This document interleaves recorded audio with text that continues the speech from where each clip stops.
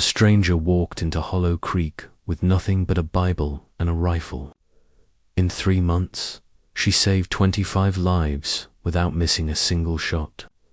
The town swore she was sent by God, but when her dark secret was revealed, they realized they had been worshipping an outlaw all along. The sun slipped low over the dry plains, staining the sky in orange and ash. Hollow Creek lay silent, a town strangled by fear and dust. Crops had failed. Bandits ruled the roads. Mothers whispered prayers that no longer felt heard. That was when she appeared. A lone figure walked down the dusty road, her steps steady, measured, certain. On her back hung a weathered rifle. In her hands she carried a worn leather Bible. She did not look lost, or weak, or tired. She looked as if she belonged. The old men at the saloon stopped sweeping, squinting after her. Children froze mid-game, marbles forgotten. Women pulled their children inside, not in fear, but in reverence. It was as if something sacred had passed them. She was sent by God. Someone whispered from a doorway. She gave no answers, no smile, no greeting, only a small nod to those brave enough to meet her eyes. Sheriff Alden, a man whose face had been carved by worry, stood outside his office, chewing his cheek. His instincts said this woman was trouble, or salvation. Maybe both. That night, in a rented room above the boarding house, she opened her Bible. The pages were yellowed, filled with underlines and scribbles. Only she understood. Her lips whispered a verse, more plea than prayer. The rifle leaned against the wall, polished and ready. The town slept uneasily, but she stayed awake, eyes sharp, listening, because she knew what they didn't. She wasn't a miracle. She was a shadow carrying a rifle, and shadows always carried secrets. By morning, the whispers had spread. The stranger was no ordinary woman. Some swore her eyes glowed under the moon. A farmer claimed she prayed without moving until dawn. The children whispered she was an angel with boots of dust, but she knew the truth. And as the horizon burned red the next evening, she gripped her Bible tighter. The danger that had chased her across half the frontier was still coming, and she would be ready. Hoofbeats thundered in the distance, shaking the ground beneath Hollow Creek. The rumble came closer. Mothers yanked children off the streets. Merchants scrambled to cover their goods. Sheriff Alden barked orders for townsfolk to take cover. 6 riders stormed into the market square. Pistols cracked in the air. A boy was yanked by the collar and thrown into the dirt. Chaos spread like fire. Alden raised his revolver, but 1 man against 6 meant nothing. Hollow Creek was seconds away from ruin. Then she moved. The woman stepped onto a wooden cart. Calm, deliberate, she unslung her rifle in one smooth motion. The square froze. Crack. Her first shot sent a pistol spinning from a bandit's hand. Crack. Another toppled from his horse when her bullets struck the dirt beneath its hooves. Crack. A third lost his hat, the brim shredded by her bullet. She wasn't missing. She was choosing not to kill. The bandits faltered, their swagger collapsing into unease. Mount up. Their scarred leader growled. And just like that, they fled, vanishing into dust. The town stared in disbelief. A mother whispered, "She saved us." Another murmured, "She was sent by God." Sheriff Alden said nothing. He only watched her. The woman stepped down from the cart, picked up the apple she had dropped, and bit into it, calm, silent, as if she had done nothing remarkable at all. That night, Hollow Creek buzzed with stories. But in her room, she sat trembling, tracing verses about redemption. The rifle leaned close. Her hands would not stop shaking. The town thought she was a miracle. She knew she was something else entirely. Sheriff Alden opened his drawer and pulled out a stack of old wanted posters, his finger pausing on one face that looked too familiar. Asterisk in the weeks that followed. Hollow Creek changed. Children followed her in the streets, daring each other to touch her coat. Mothers waved from porches. Men tipped their hats. The preacher filled his sermons with her name. They began to count. 3 lives, then 6, then 10.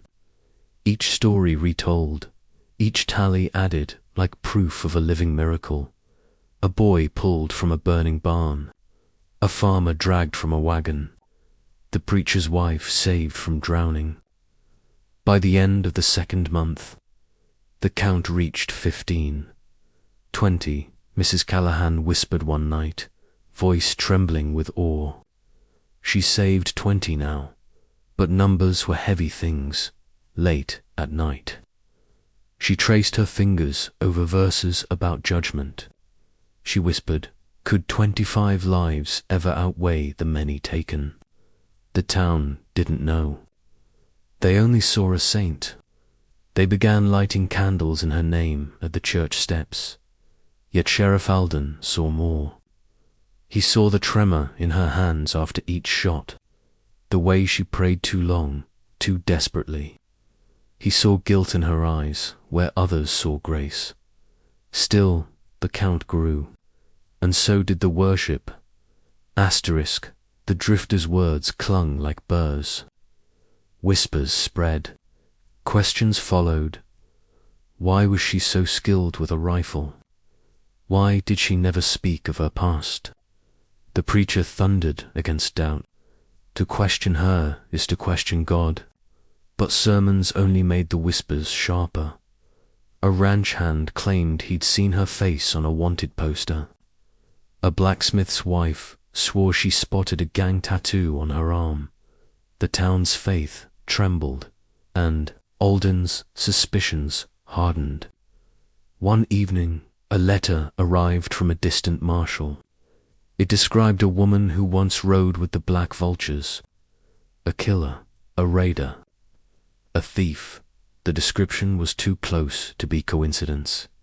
He folded the letter and stared out his window at the crooked church steeple. The town called her a saint. He knew the truth. She was running from her past, but the people didn't see it yet. They built her into myth. They carved her into sermons. They sold wooden figurines of her rifle. Travelers called her the Saint of Hollow Creek, and she felt the weight of it pressing down. Every hymn sung in her name burned like judgment. Every candle at the church steps reminded her of blood.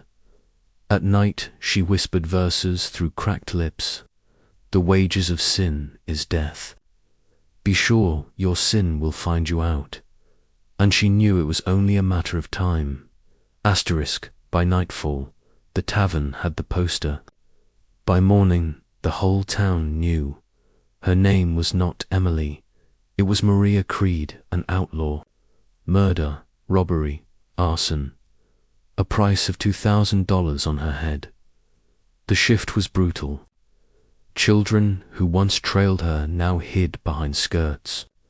Neighbors who once whispered saint now spat murderer. On Sunday, the preacher thundered.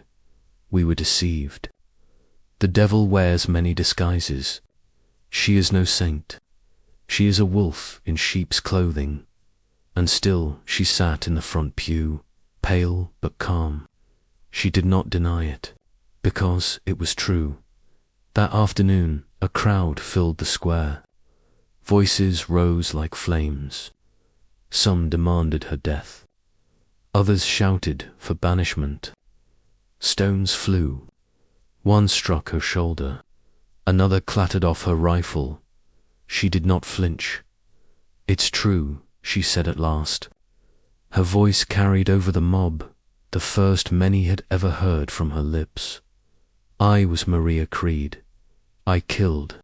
I stole. I burned. My hands are not clean, but I left.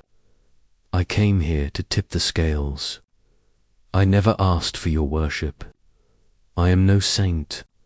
I am a sinner trying to make peace before death finds me. The crowd roared. Alden forced his way through, shouting for order.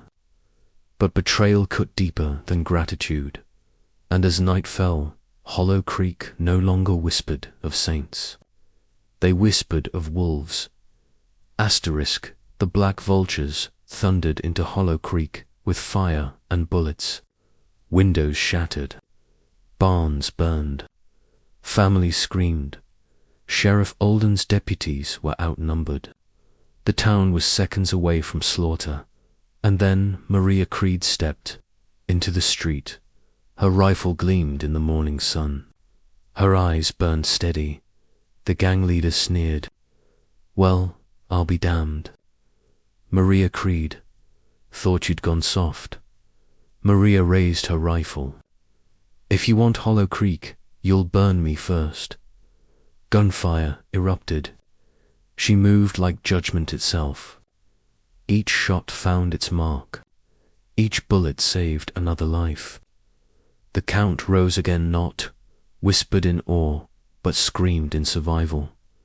A bullet tore through her side. She staggered, blood seeping. Still she fought. Her face was pale, but her eyes fierce. At last she faced the leader, Calhoun. His revolver cracked, grazing her shoulder. She dropped to one knee. She steadied her rifle. One breath, one pull, Calhoun fell dead in the dust. The vultures broke. They fled into the hills, leaving their leader and their dead. Hollow Creek was saved. Maria collapsed into Alden's arms. Her Bible pressed into his hand, stained red with her blood. Don't let them forget, she whispered. Not the outlaw, not the saint, just the woman who tried. Her chest rose once more, then fell still. The town buried her on the hill, overlooking Hollow Creek, the place where she had first stood guard. The preacher's voice trembled at her grave. She was no saint. She was no angel. She was a sinner, as we all are. But in her final hour, she gave her life to protect even those who cursed her. And if that is not grace, I do not know what is. The candles return not for a saint, not for an outlaw, but for Maria Creed. Not perfection, not redemption, but choice, and Hollow Creek would never forget. On her grave lay 3 objects, broken watch, an empty wallet, and a dusty road leading away. Symbols of a life that carried both darkness and light. And the story of Maria Creed had only just begun to echo beyond the hills.